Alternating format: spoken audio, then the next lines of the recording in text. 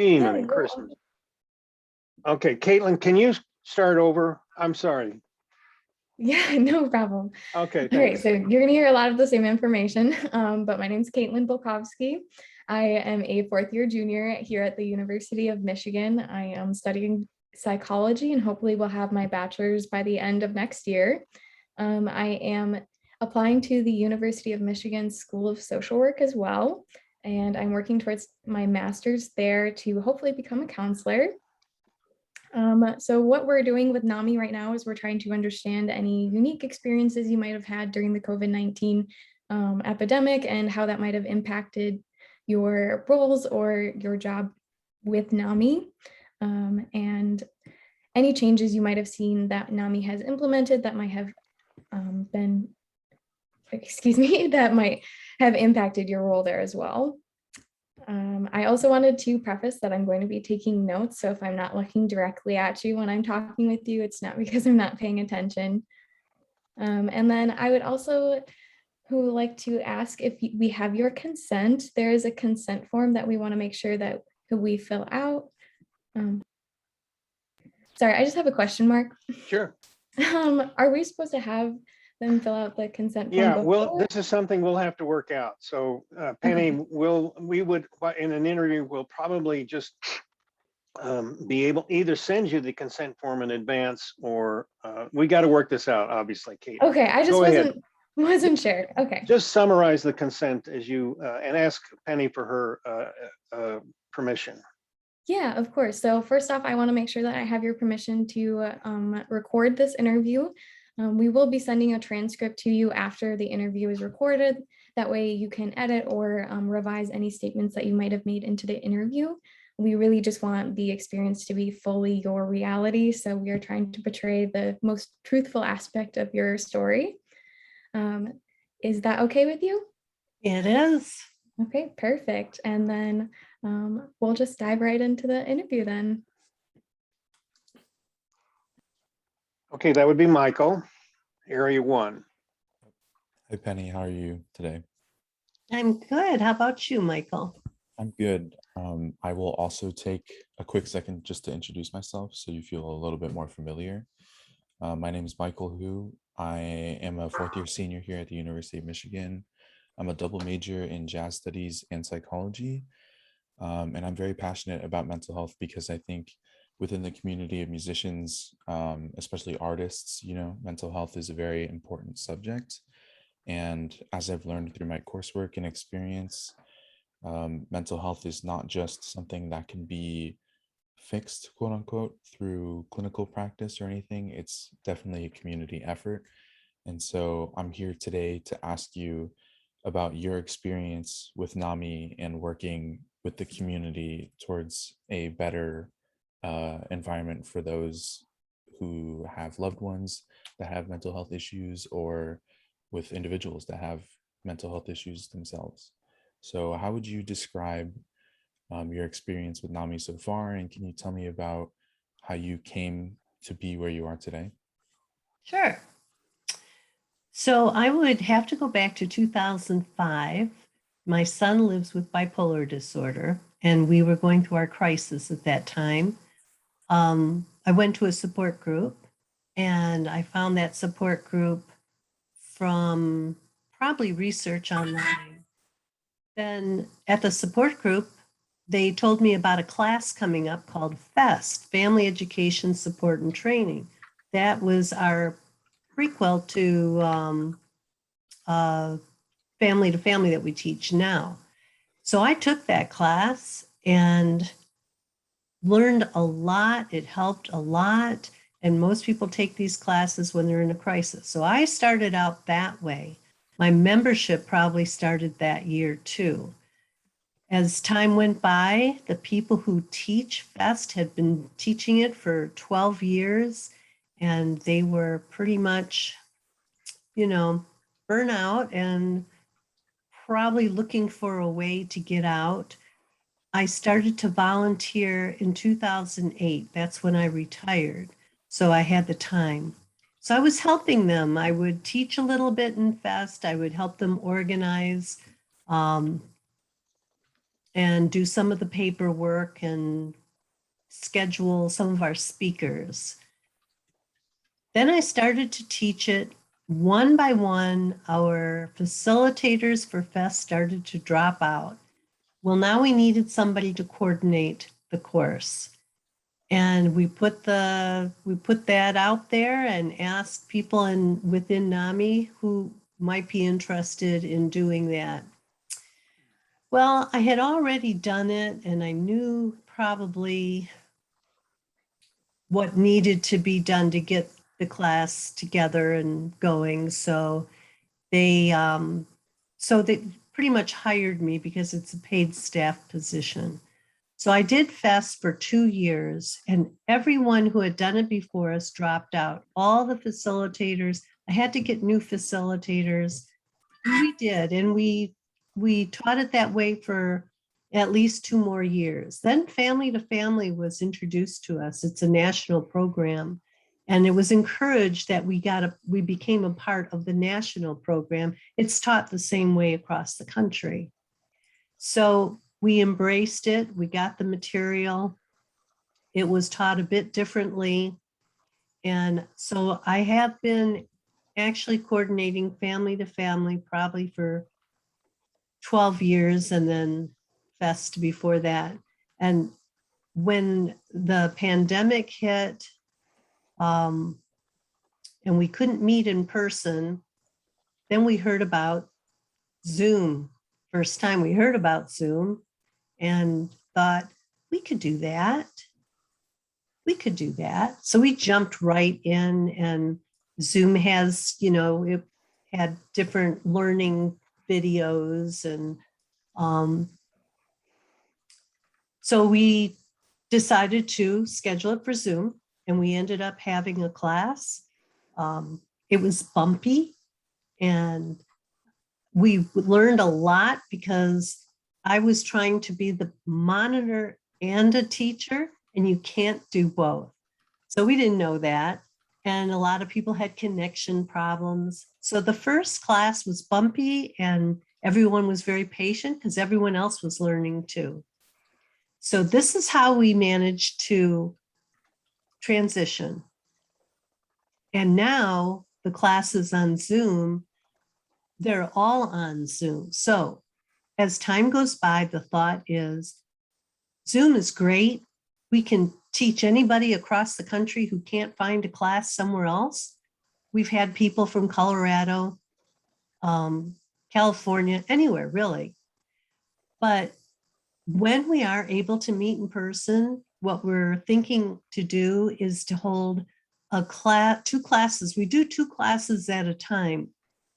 So what we think we'll do is do one class that we call hybrid, and that will be online, and do the second class in person. And this way people can pick whichever way they're comfortable, because then they don't have to worry about driving issues or being on time.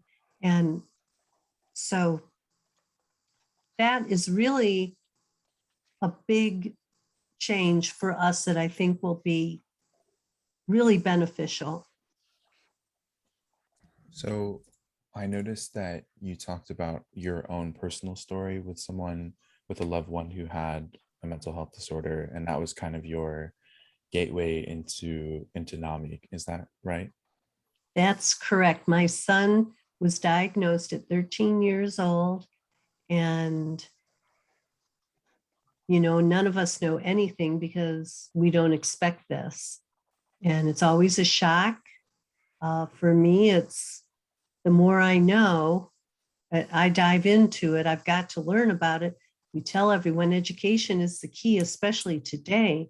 When my son was diagnosed, and that was in 2005, it was a long time ago, there was no problem finding a psychiatrist. There was no problem getting him admitted into a hospital. He had been hospitalized 6 times. There was always a bed. This was not an issue. And it was always the hospital nearby. So today, everything is an issue. So we really have to get people educated so that they can help themselves a lot more. because they're not able to get it, as you know, the way we used to. So my son is now 41 years old and he's doing very well. And he works for community mental health in Washtenaw County as a peer support specialist. Wow, that's incredible. Can you tell me a little bit about why you may think that like accessibility to care has changed in today versus when you mentioned earlier where things were easy to access?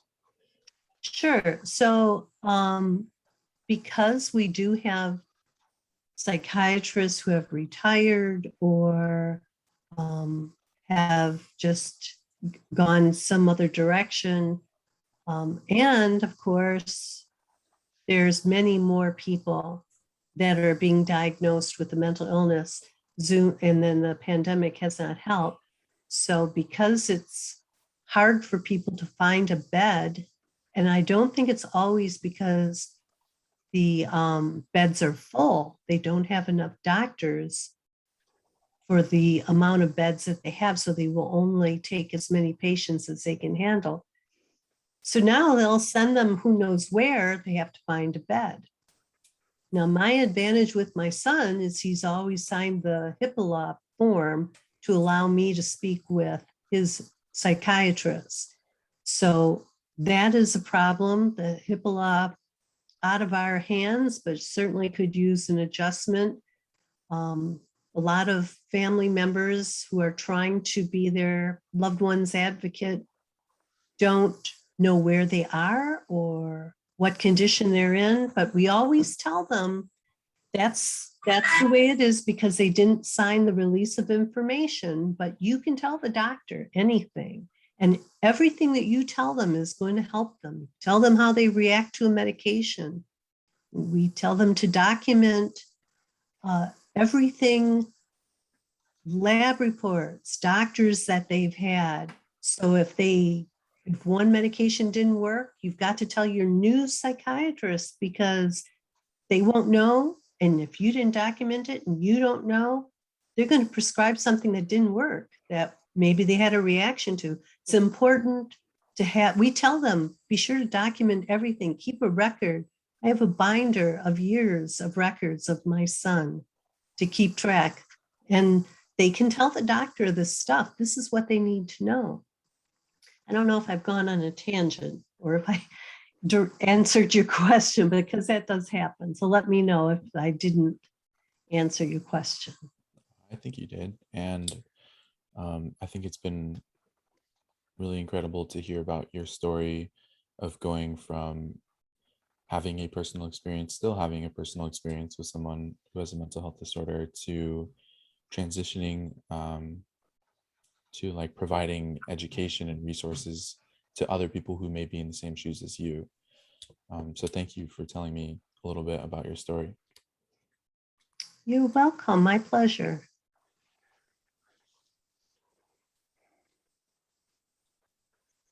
I think Sunny, that's can a move on. handoff, I think. Hi, Penny. So similar to everyone else, I'm also going to give you a little bit of an introduction before I just jump in. So my name is Sammy, and I am a current junior at the University of Michigan, studying psychology and minoring in crime and justice. I, like your son, was diagnosed at a very young age. I was diagnosed at 15 years old with panic and anxiety disorder, along with ADHD.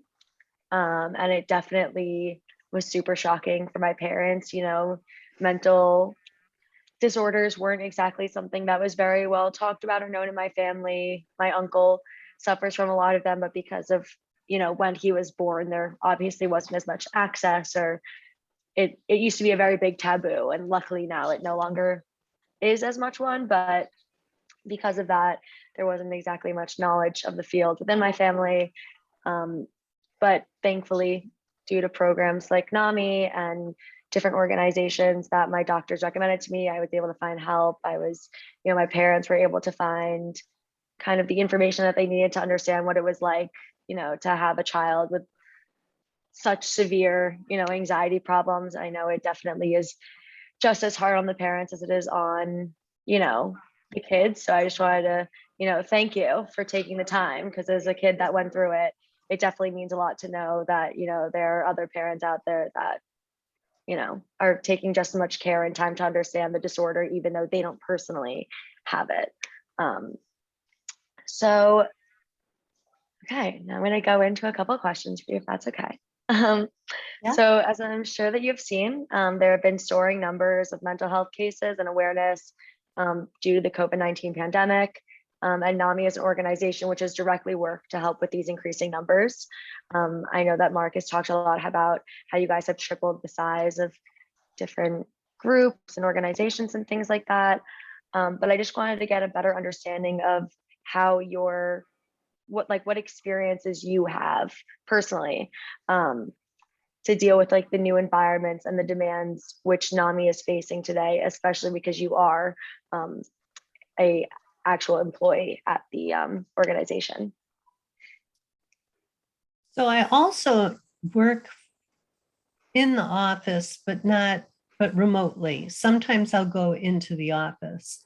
And the other thing that I keep up on is our membership and our donations, and I input them into our database. So I think it's a constant problem to keep staff.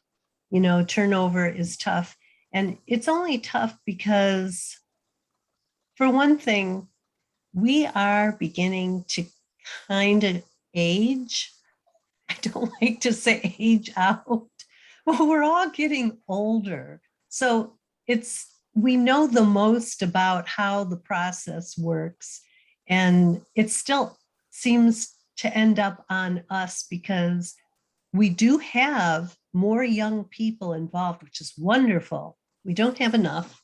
And even in the staff, it's really tough to keep people long enough. It's quite a process to interview, and our executive director, Judy Gardner, does an excellent job, but you cannot know really until a person starts how well that's going to work out. So it seems like because of the pandemic, it's even more touchy because, before the building is now locked. So people can't just walk in like they did before. We still wear a mask when we go in the building, but when we get in our office, we don't. So I'm kind of glad the building is locked because it can be, sometimes we do have people just walk in that shouldn't be coming in. I think that the biggest problem that we have we have expanded, just like Mark said, we're doing more and we would do even more. But each one of us have it wasn't delegated to us. We just kind of fell into the position that we do. I'm not a board member. I've never been a board member. I've always been on staff. I used to work in the office with just Barb Higman, the office manager. It was just me and her for 9 years. So it was, not difficult to kind of figure out who should do what, because it's just me and her. So now I'm still doing a lot of what I used to do because we have people come and go. That's one of the biggest problems I think we have is we have a few people who have been around a few years now, which is great, but we need more because eventually, when you think about our NAMI affiliate in Washtenaw County is active because of the 70-year-olds that are making it continue. And there's so much need, and we're loyal. We really, like, if somebody drops out, somebody picks up the parts that need to be taken care of. And I mean, we'll never get rid of Mark, and that's a good thing because he knows a lot, you guys. He knows a lot. And he's involved with so many other boards. But same with Barb. Barb's got everything up here. She's been around forever. We need them, but we're all, we're not getting any younger. So that's kind of. Well, that's super interesting to hear. It's I feel like because mental health has become so much bigger and broader of an issue, I honestly, would have expected a lot more kind of involvement. So it's really interesting to see how it's kind of just progressed, how like the organization has progressed, but the people have kind of remained the same. But also in that, there's also that kind of struggle. If it's okay with you, I kind of wanted to go back to how you were talking about how there's been this expansion during this time, obviously accounting for the increase in cases or discussion of mental health in general. Do you feel that this increase in programs and opportunities compensates for the fact that it's no longer in person, that the building's closed? Like, do you feel like the fact that these programs are no longer being offered in person by NAMI, that it's kind of creating a disconnect between, the people, the counselors and the people that are being counseled? Well, the fact that most of us do work remotely, we never really kept track that well of who is doing what. So we just know that Judy does. She kind of keeps track. Like a lot of our board is they're busy with outreach. They're in the community. Mark is, Bob Nassauer is. The support groups, the good thing about our support groups, which there are more of now, they're all online. And I think that is part of what happened because of the pandemic where people couldn't get out. But those support groups, right on our NAMIWC.org website, we just point them right there and go look under support. There's several, and I don't have to explain to them when and where they can join online. All the information's on the website. We've got a good website. It does seem to hold everything that they need. For example, when we do family to family, if they want to take the class, what we have, and we've had this for a while now, and it's super helpful, is there is a form they fill out that gives us all the information we need. They submit it, I receive it, I put them on the callback list for the next class. The advantage to that is that you don't have a problem reading somebody's writing. You don't get the numbers wrong, like the phone number. And this is the way we've been doing it. That form is really good. So the support groups, there's even a support group at Washtenaw Community College that a woman who is a NAMI member, who also I think she teaches there. I don't know how active it is, but she still has it every month. And I think that U of M's quite involved, and this is really what has to happen to help us, because they'll listen. It's peers, they'll listen to you. Yeah. Have you guys thought about, kind of offering these programs at more universities, or even maybe going to these universities and just talking about NAMI? Because I know for me personally, like I didn't even know that NAMI existed before I took this course. And obviously now that I know that there's something that exists like this, especially with my own personal interest in, mental health, I'm glad that I get to be a part of something. And I know that there are a lot of college students that have that same ambition to be involved in volunteer work, especially in either fields or even just parts of their lives that they feel like greatly impact them. So have you guys, maybe tried not necessarily offering, the programs at every single school, because obviously there just aren't enough people to do that. But even just going to these schools and being like, this is what NAMI is. And, these are like some of the roles that you could have as a volunteer, as a paid staff, whatever it may be. And just kind of explain to them like exactly what you're explaining to us now, like exactly why, NAMI is such an important thing to people and why people should care about it and be a part of it and all things like that. That's a very good question. And yes, we do that. This is where some of our members, they're not doing, they're kind of self-delegated. This is what they end up doing. Like Bob Nassauer and one of our board members and probably other people, they frequently go out in the community. They're invited to schools and churches. And yes, they go. There's a name of our program, Mark. I can't remember the name of that program. But Ending the silence. Yes, ending the silence. That's it. And it's very, very popular. They go out all the time. They have someone come and tell their story, but they also talk about NAMI. Yes, I'm glad you mentioned that, because that's why it's tough to have enough people. We have so many different things that we're doing, and you need to have the people who are available to tell their story at these events. And good question though, because we do that. Yes. And Eastern Michigan, I don't know if they have a group, but we were recently talking about them. That is one college that needs probably to have a group going, like U of M, and even, Washington Community College already does. So.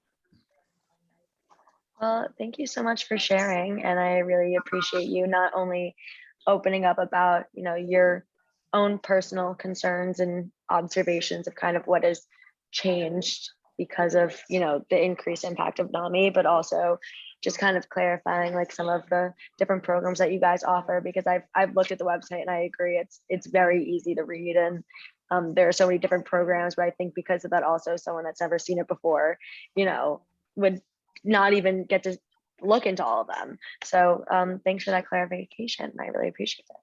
Oh, you're welcome. I'm glad that you've seen our website and got some feedback from you. That's good.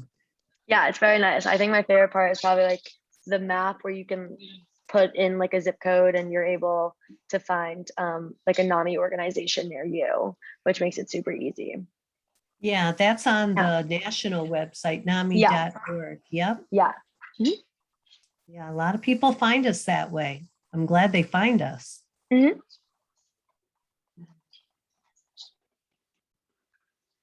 Over to you, Kate. Yeah. So first, I would like to ask how you're doing. Do you need to get a drink of water or anything before we continue on? I know it's been a lot of talking. Oh, well, thanks for asking. I'm good though. Okay, Thanks. perfect. You have mentioned a lot of changes in NAMI that you've witnessed, including like the Zoom changes and then also the impact that Zoom has had on a lot of your programs. Can you tell me a little bit more about that and how that's both improved and then also maybe not been the best for certain situations?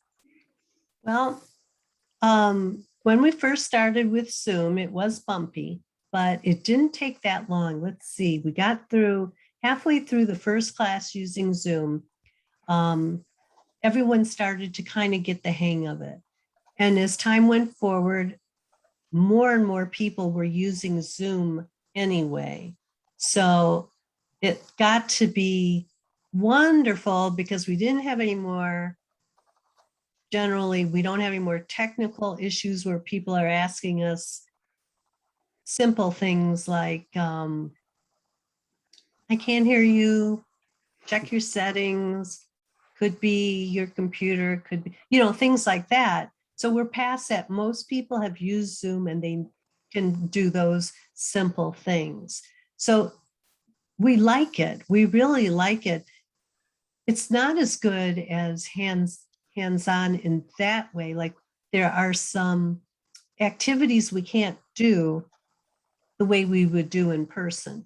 But there are so many advantages to using Zoom that now I'm sure we'll use it even after this pandemic dies down and we're able to meet in person.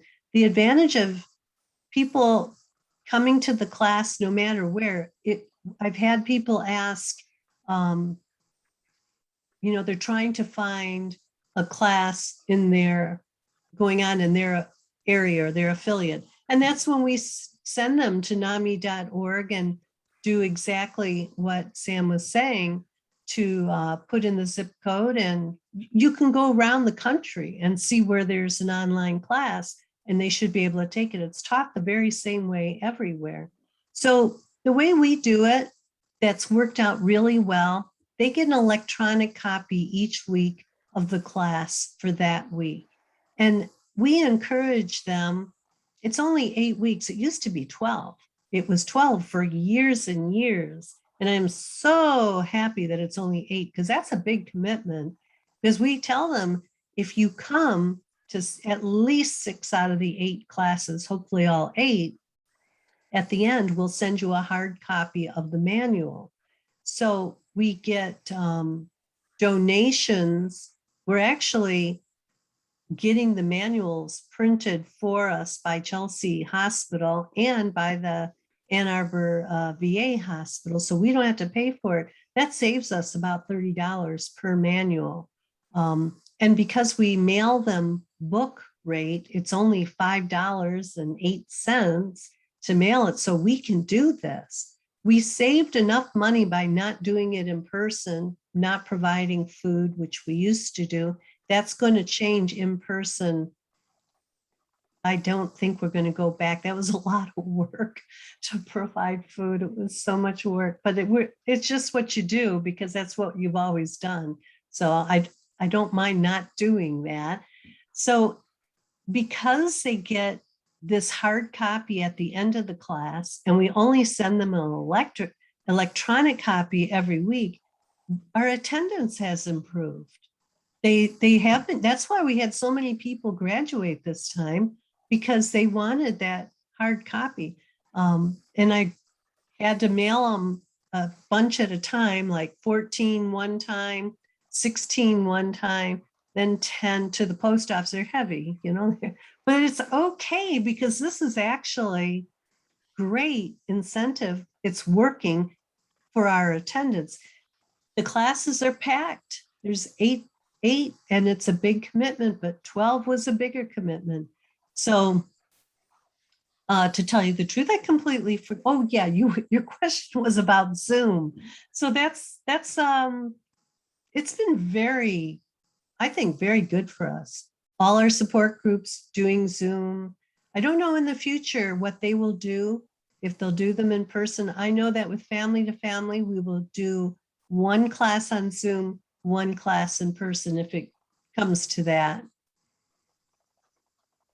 Perfect. Thank you so much. That was so interesting to hear about how COVID-19 has actually improved some aspects of the organization.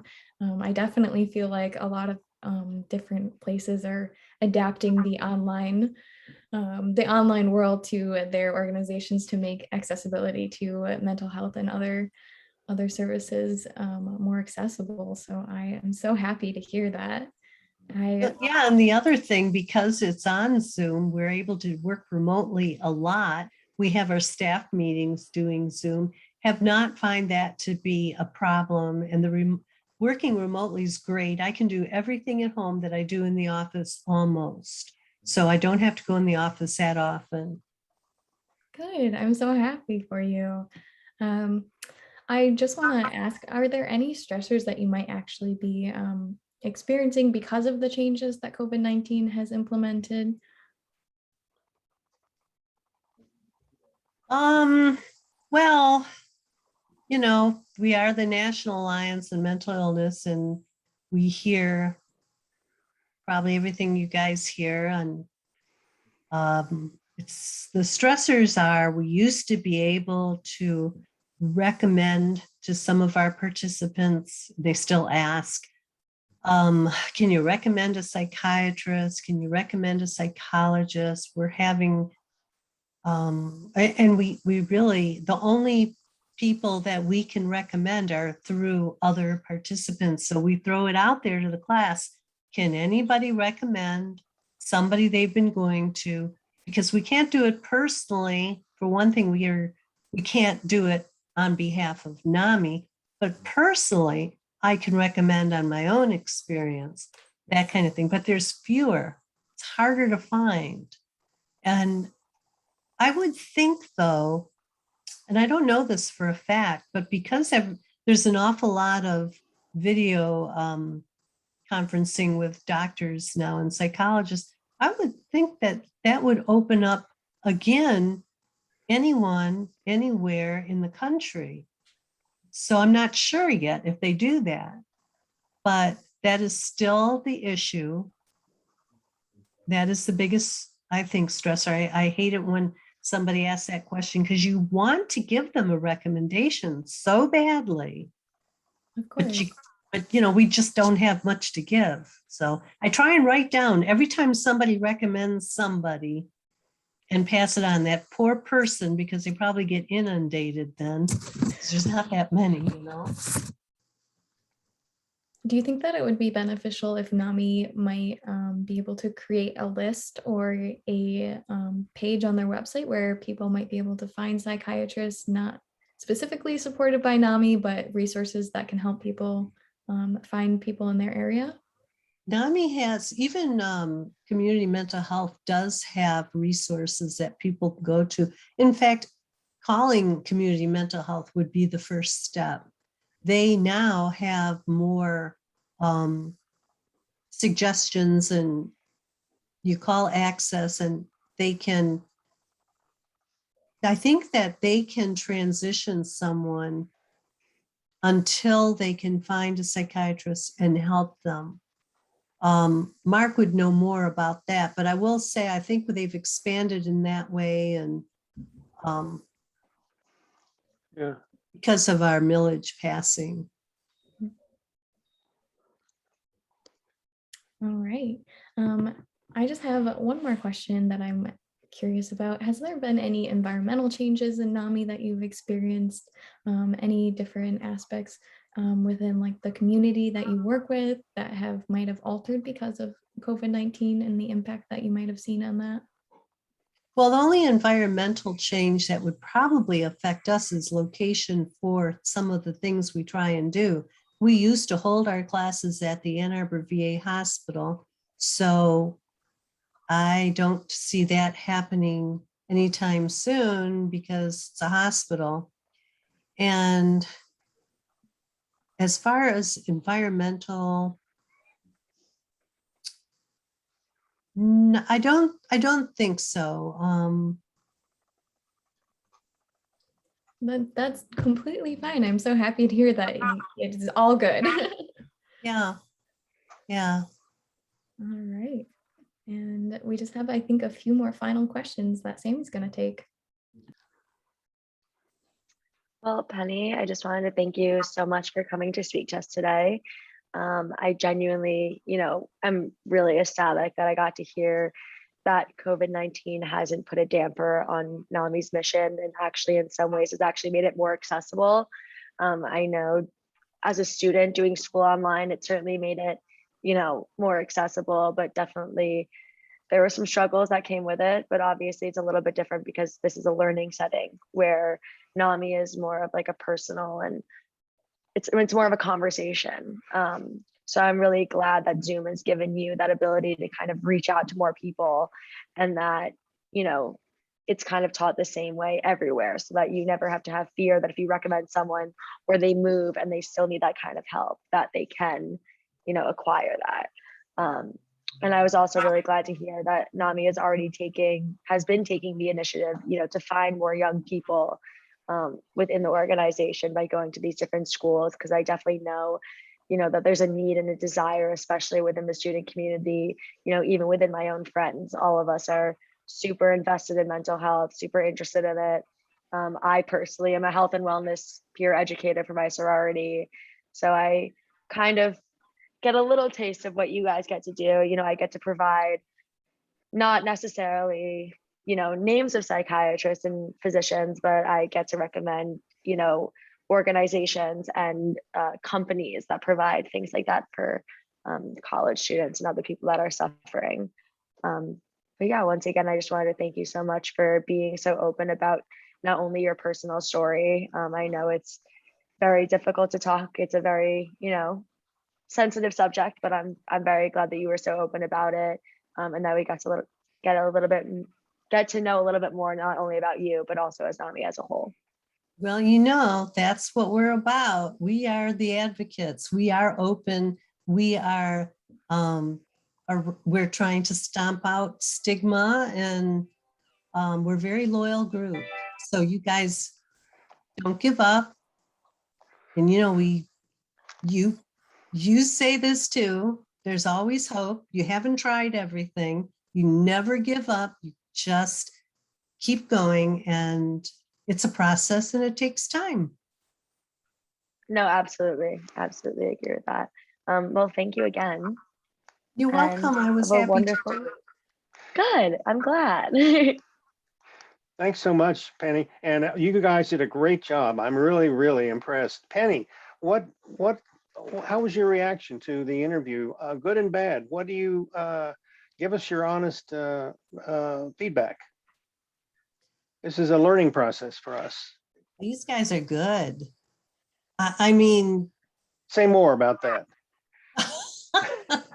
No, okay. I mean, say why, what you use the word good. So go for it. Okay, well, not everyone can speak, and not everyone can speak in front of a group. So obviously, those of us that are right here right now can, or else we wouldn't be doing it. But you're all very articulate and seem to easily speak to a group. And when you know your subject, it's certainly easier to talk about it. But that's one thing right there. It's very you're clear. You ask good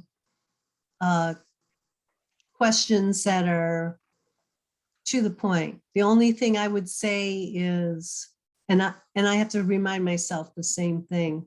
I can go off on tangents. Sometimes I have to pull myself back, or a little help from someone else. And that's what you have to look out for, is try not to, we're passionate. That's what passionate people do. Yeah, I want to say that your use of your personal experience, you guys, the students, was really spot on, because that really made it relatable. How did you feel about that, Penny? Absolutely need to add your personal experience, because it's just like any other organization. Who's going to listen to you? What do you know? Where do you come from? I've never been a smoker, so I can't even understand what it's like to have to get off cigarettes. So telling your personal experience is important, because this is the way to eliminate stigma, to show you're not afraid to talk about it. And when you do talk about it, when you're in a group of people, you're guaranteed to find several people in that group who also have a loved one, or they are struggling with some type of mental illness and never would talk about it. And here's somebody opened up. They'll be more brave. You can only get yourself help, and you can only help the community by being honest and real. There's nothing to be ashamed of. It's not like it's your fault. It's not somebody's fault that they get cancer. I mean, it's no different than any of these illnesses. But so we have to be the ones to not be afraid, even if you're uncomfortable on the inside and you're going to talk about it. You're uncomfortable. Don't show that you're uncomfortable. I told you my son is a peer support specialist.